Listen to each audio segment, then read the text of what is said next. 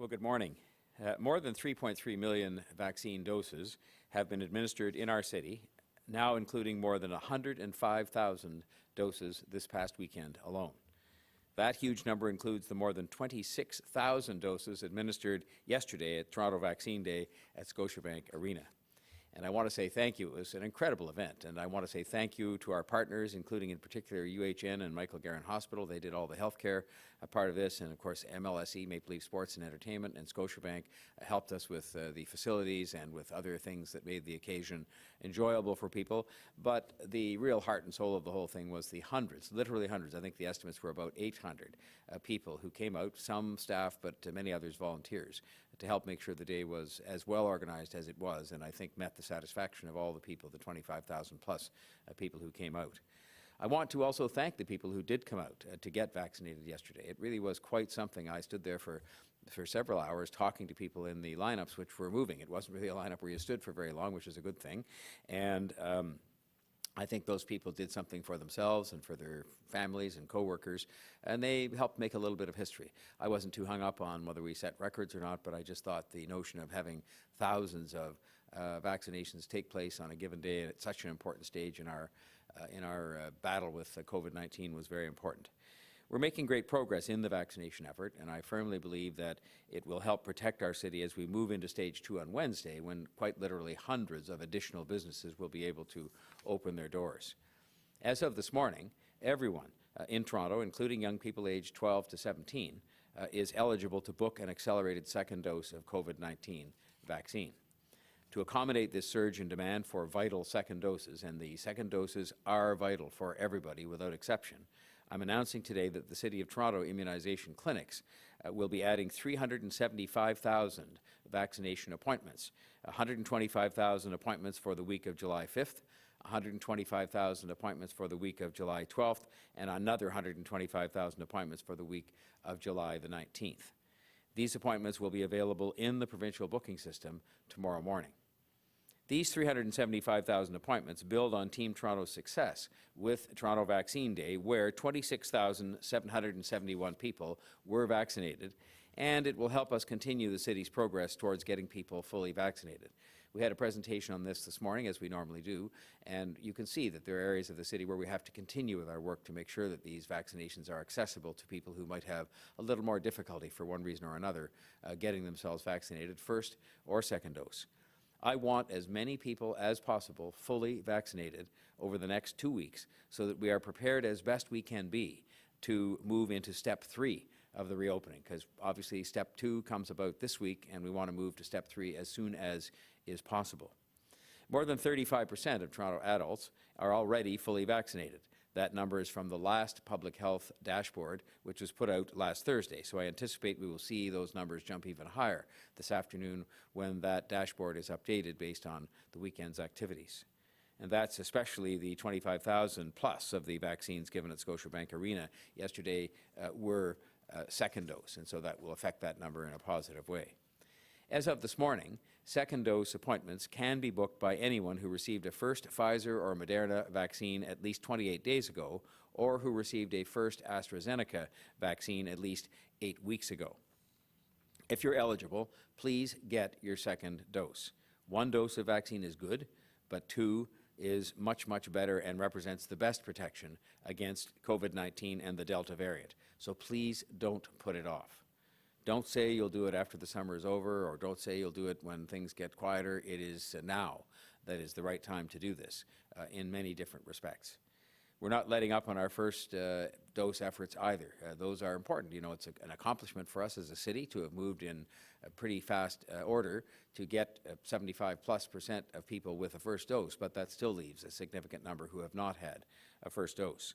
So there are some 36 clinics operating in the City of Toronto today, and this is a number, the 76% number of people who have had a first dose, that we simply have to get up even higher. And we will continue to do so, taking the vaccines to people who have challenges getting to the vaccines. We've got to make sure we take down the barriers and increase accessibility for those who might have a bit more difficulty getting to that first dose, and then for that matter, getting the second dose as well. So please get vaccinated now. making sure that as many people as possible get a second dose is a vital tool, the most vital tool that we have in the fight against COVID-19 and the Delta variant. The Delta variant is more infectious than other strains of this virus. Recent studies have shown that 2 weeks after the second dose of a COVID-19 vaccine, a person's protection against the Delta variant is 50% higher than one dose alone. So you can see what a difference it makes in protecting you against a Delta variant that has proven to be quite dangerous in other parts of the world. So don't risk it. Don't risk your loved ones. Don't risk the progress of the city. Please get fully vaccinated. You can see across Europe, including Britain, a slowing down of their reopening because of the Delta variant. And they were running ahead of us, as you know, in some of these countries on vaccination. It is a real threat there in Europe and in Britain, and it's such that it has caused their reopening timetable to be slowed down after it was announced, and we just don't want to see that happening here. We want to fight it off here with our very best weapon, which is the vaccines. I got my second dose yesterday. As you know, I received a first dose of AstraZeneca and Moderna as my second dose. I feel fine, and my arm is a bit tender, and I am a bit tired today, but that's it. And I'm glad to know that I've done my own part to protect myself, but also to protect my own family, the people I work with here at City Hall, and all the other people who live in the city. It's a tiny part each of us can do to protect the city as a whole as well. The 375,000 appointments for the weeks of July 5th, 12th, and 19th will go live tomorrow in the provincial booking system at 8 o'clock in the morning. Residents can click on the Book a Vaccine button on the toronto.ca/COVID-19 part of our website, or by calling the provincial vaccine booking line at 1-833-943-3900. If you need more information, we can help with our VaxTO text line, which includes directions on vaccine appointment bookings, information on vaccines, and upcoming telephone town halls. And in order to access that information, you can just text the word vaccine to 1-833-750-0888 or 833-750-0888, and you can get more information there. We're making outstanding progress getting people vaccinated. I think you've seen some of the comparative write-ups that have been done with respect to the performance by the City of Toronto and by our outstanding health partners. These 375,000 new vaccination appointments over the next few weeks will help that progress continue so that we can bring this pandemic to an end. Please sign up for these appointments and get vaccinated, your first dose and your second dose, to protect yourself from COVID-19 and from the Delta variant, and to protect our progress as a city. We are doing so well as a city. Now is the time to double down and to repeat yesterday's very positive experience, yesterday's great effort, but to do it on a neighborhood-by-neighborhood basis so that we really put a push on to make sure that we can put those big numbers up on the board of people getting vaccinated in neighborhood-by-neighborhood right across the city. Thank you for your attention, and I'm now happy to answer any questions you have on this or anything else. Thank you, Mayor Tory. We will now open the floor up to questions. As a reminder, it's one question, one follow-up, and then when we do call your name, please unmute yourself. First up, we have Matt Bingley from Global. Go ahead, Matt. Good morning, Mayor. At the vaccine clinic yesterday, Scotiabank rather, aside from maybe finding the end of the line, I think many people would say that that clinic was very well run, and many are probably looking today at the city and wondering why it's not done every single weekend. Is that something that you would consider, especially in some of the more marginalized communities? I asked that very question this morning at our morning command table meeting. And, when we saw some of the heat maps today that showed that, for example, in the northwest of the city, we are still running at levels of vaccination under where we want them to be and where we need them to be, whether there was an event we could have at a place, there is only one Scotiabank Arena, but there might be some place we could have an event like that. It is, let's remember, a huge logistical undertaking because we already have organized 9 city-run clinics, and we're doing, I think, 36 total clinics across the city today. So you're drawing resources off to do something special like that, but you're also achieving, big results. So it is something that is under advisement. We're trying to see what more we could do, and I'm sure that this will not be the last sort of big event we have that is meant to, attract some attention too, because you want people to see that this is going on, and perhaps that will remind them to get vaccinated. And just on the race against the Delta variant, you touched on the concerns looking at other jurisdictions. Is there anything else that you can do other than simply warning people that this stalls the reopening plans? I think that, we have to continue to draw to people's attention the experience that we've seen in other countries, and that the Delta variant has been a real factor in slowing down, for example, a much lauded reopening schedule that was put in place by the British government. And they've substantially slowed down, I think, by a month. And I think people here have certainly made it very clear to me, and I support them in saying we don't want to be closed down any longer. And so I think that beyond what is very intensive contact tracing and work that's being done on what is now a reduced number of cases, many of which are the Delta variant, I think the key is for people to get vaccinated because it provides that extra level of protection to them, especially for the second dose. So I think those are the things we're going to continue to focus on, and we're watching it all very carefully. And I hope that if we do get vaccinated and we do continue to follow the rules that are in place, we will be able to avoid some of the circumstances we see happening in quite a few countries in Europe. Thanks, Matt. Next up, we have David Ryder from The Star. Go ahead, David. Good morning, Mayor. I heard you on television this morning say that of the 26 or 27,000 plus vaccinations yesterday, only 978 were people who booked for first doses. And I'm just watching that sort of 75, 76% rate that really has not budged while the second dose rate is rising. I know you've said that, we've been at it for a while in communities with mobiles and pop-ups. I'm just wondering, I guess it's following on Matt's question, is there anything more we could do to sort of supercharge the first dose rate the way the second dose rate has been supercharged lately? I think you guys must have been at the meeting this morning surreptitiously online, but I asked that very question this morning. I asked it in the context of whether we could have another, one or more special events in some of the areas where we see under-vaccination. But I also asked it within the context of our VaxTO efforts with the ambassadors and people knocking on doors and the pop-up clinics, and can we intensify that effort even more and even add new techniques? Because there is no question but that, the rate of first vaccination does slow down after a period of time. I mean, to get to the 76 or whatever the number will be when it comes out today, that kind of number is impressive, but it still leaves, 20 some odd % of people who are not even receiving a first dose. So we are looking at every means, as well as continuing with the things we're doing today with 36 clinics. They're right across the city. They're in schools and community settings and pop-up clinics, but we're looking to find ways to intensify that because we have to keep driving that number up as high as we can get it, and then the second dose to go with it. Thank you. And following that, I'm just wondering, we're all kind of looking at the drop in new infections and new hospitalizations, but I think all the experts say with any level of reopening that those numbers will start to turn around, or at least won't fall as quickly.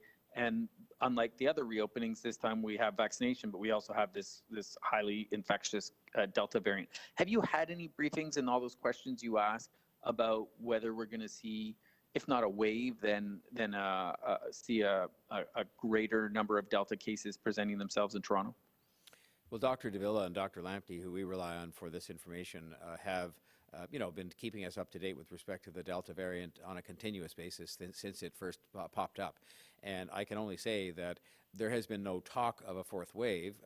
There has been more talk about how the best advice we got was to really put a push on, and hence you see the efforts made even with the Scotiabank event yesterday to really put a push on second vaccinations on the basis that provides this hugely increased protection against the Delta variant. And so, we're watching it every single day and getting reports every single day on what are still a relatively small number of Delta variant cases in the province of Ontario and here in the city. But it's something we are watching carefully because we've seen the devastating impact it can have both on people's health, but also on the economic recovery that we're just now beginning to experience here in Toronto. Thank you. Next up, we have Momin from 680. Go ahead, Momin. Good morning. Thank you for taking my question. Mayor Tory, if I could just circle back to what David and Matt were asking about in terms of just being at that 75, 76% number for first doses. In your meetings, is there any discussion as to why we've kind of stalled at that number and what the reason is that the people aren't making the leap there? Is it just hesitancy, or is there something else that they've been able to either use data or just, any other information to figure out why we've stalled at that number? I'm definitely having the Zoom number changed tomorrow morning because that too was discussed this morning. I asked whether we might do some additional research in, say, the northwest part of the city where we've seen numbers of under vaccination. The previous research we've seen and just common sense says that in many cases, the challenge for us is that people are hesitant about the system. They, want to make sure that they hear about the safety of these vaccines from somebody they trust. Sometimes they find it hard to get to the places that we might have established for the vaccination. So hence, we've been doing the pop-up clinics and the workshops on the vaccines and so on.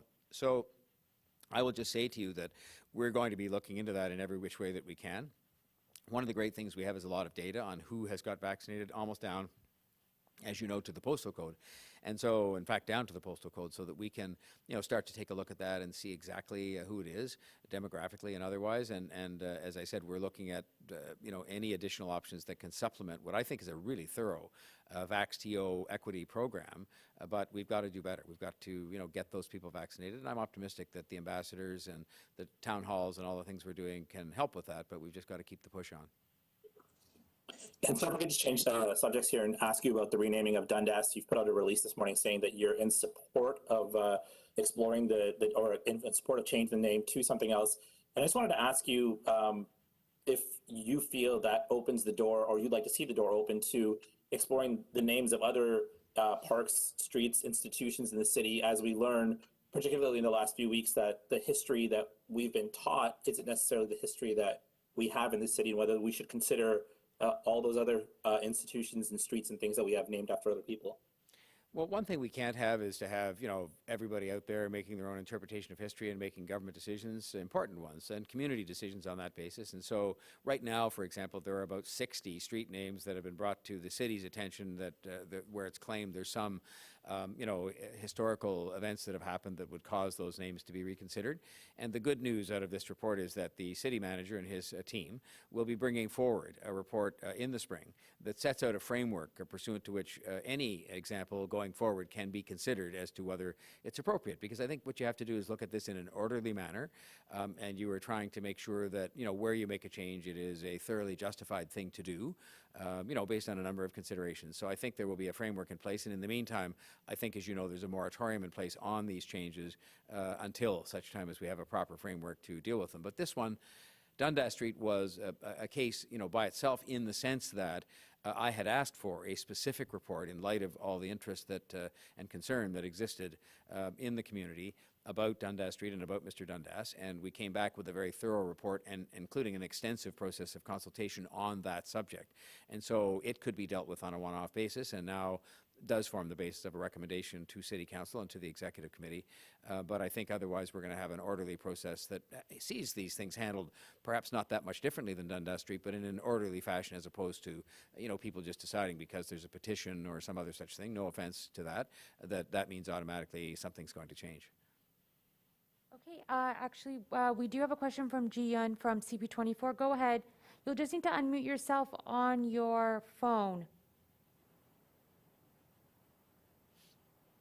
G, can you hear us? Yeah, do you want to center that? Okay.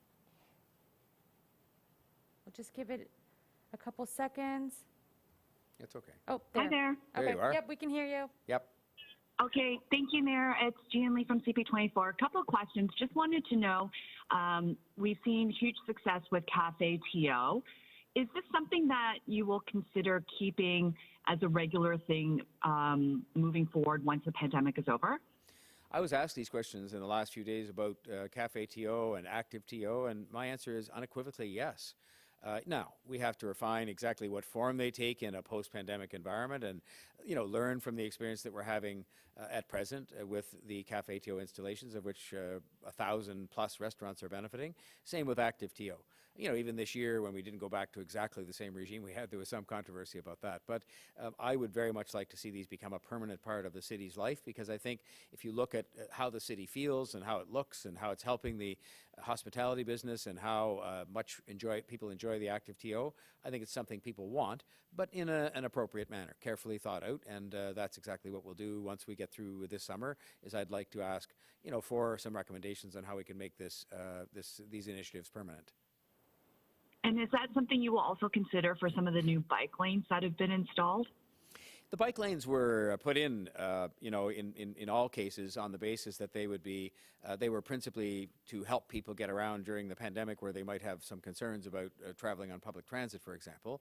But, I certainly am very, very open to the notion when we do the evaluation that was committed to, and that's to be done, I think, at the end of this year for Bloor Danforth University, and I think as well for the new ones on Yonge Street. And I want to look at the evidence and see, how well used they were, how much people liked them, what the impact was on other forms of transportation, including trucks and cars and transit vehicles. But, again, we have a need, pursuant to our own bike strategy, to keep pushing ahead with more bike infrastructure in a city that is in the 21st century and trying to battle climate change and make sure we adapt to how people get around. So we'll see about those are slightly different, and we'll see based on the evidence.